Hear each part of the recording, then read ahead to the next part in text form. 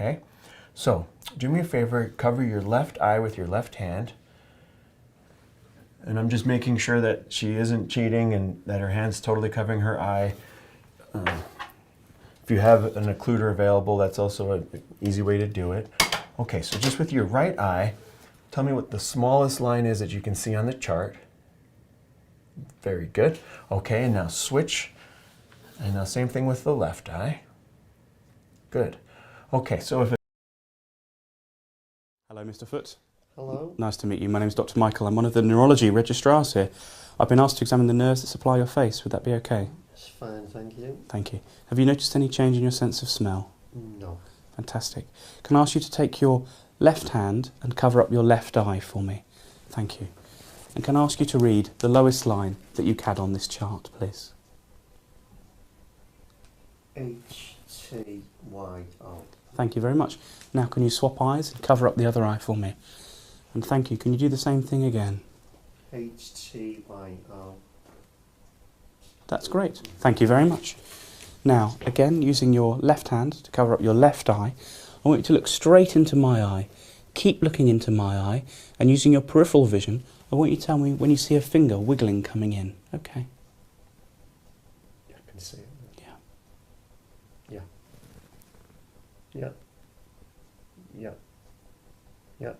Thank you. Can you swap eyes for me? Good.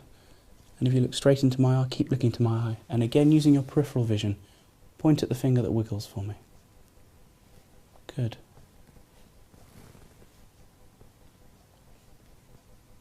That's great. Thank you very much.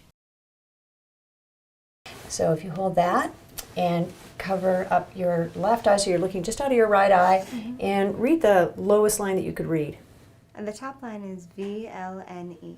Anything on the next line? D-A-O-F. And the next line down? E-G-N-D-H. And the next one? F-Z-B-D-E. Excellent. All right. How about the top line now? O-F-L-C-T. Okay. Anything on the next line? A-P-E-O-T-F. Great. Can you make anything out on the last line there, or the second, the next line down now? T-Z-V-E-C-L. Excellent. Well, that's 2020. Yeah. That's better than it seemed at start. All right. Then you switch around to the other eye, and can you read that same line? O-F-L-C-T. And the next? A-P-E-O-T-F. And the next one down? T-Z-V-E-C-L. Okay. And then you can actually switch it to reading numbers, which some people with aphasia can read numbers but not letters. And if people are having a lot of trouble with reading, you can also just move to a single letter. And a lot of people who are having trouble concentrating, or even who just have amblyopia, people who have small areas of field of vision, or scotomata, can see single letters and single numbers better. So can you read that? 9. And we can just kind of move it down. 6. And the next one down. 9. And the next one down. 5. Fantastic. 2015. Great. Yeah. Well done. Next thing I'm going to do is check your pupils, okay? So I have a very bright light, I apologize. So I'm going to have the patient focus at distance so that we're not inducing an accommodative reflex and creating pupillary constriction. So the gray light switch, do your best to just stay focused on the gray light switch. Try not to switch to me and focus on the light, okay? So just kind of try to focus on staring off into the distance.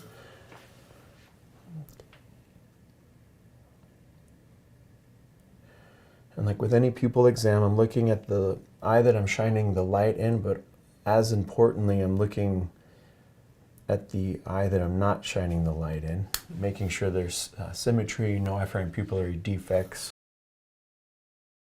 I want you to look straight away, far off into the distance now. Yeah. Keep looking off into the distance and try and ignore my finger. And now look at the tip of my finger. Thank you very much, and follow it in. Thank you. That's marvellous. I'm just going to shine a light in your eyes, if that's okay. Yeah. I want you to again try Yeah. looking straight forward and try and ignore my light. Thank you. Ipsilateral and consensual. Ipsilateral and consensual. Good. And now looking for a relative afferent pupillary defect.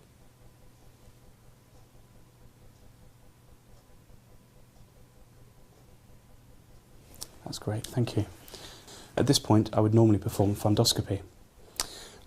Now, what I want you to do is look at the tip of my finger for me.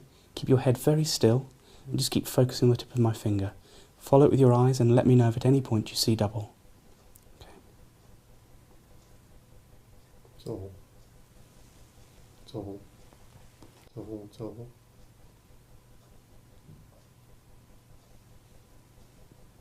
Double. Double. Double. Good. And we'll just go straight across the centre again, okay. Double. Double. Good, thank you very much. That's marvellous, thank you. So when we're checking people's central vision, one of the other things we want to do is check an AMSL grid. And so this is an AMSL grid, and we look at it in each eye individually. So why don't you hold that up again and look at the dot in the middle. And while you're looking at that dot in the center, see if you can see the whole grid. Is there anything missing or wavy or distorted? No. No? And normally we would do this, of course, with the near correction. Why don't you switch around to the other eye? Same thing here. While you're looking at the dot, anything missing, wavy, distorted? No. It's all good? Absolutely wonderful. All right, so the next thing we move to is color vision testing. Some people use the Ishihara color plate. Some people use the HRR color plates. There's a variety of other ones. I happen to prefer the Ishiharas. You stick with what you're trained with. So why don't you hold that up again so you're looking with your right eye. The first plate is a control plate. It does not actually require color vision. And as you can see, it's really, really large. So people with even extremely impaired vision, 2100, 2400 even, can see this gigantic number. So if you just read through them. 12, Okay.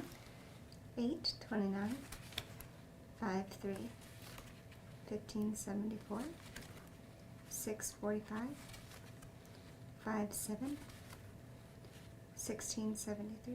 Okay, and those are the plates that we use routinely for checking for optic nerve dysfunction. Of course, we would normally check the other eye.